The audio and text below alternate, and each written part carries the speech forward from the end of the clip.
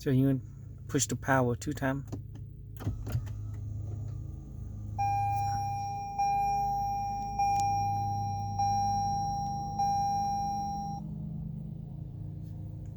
So you push back until you get to that screen.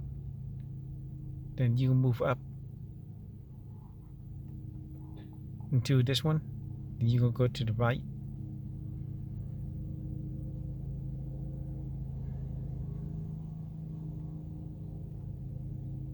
You hold down the OK button.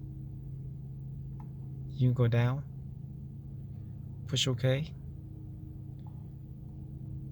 go up, push OK, and that's it. Now you're gonna go back to where you want to. Go back, and now push up or down, whatever you want it to be.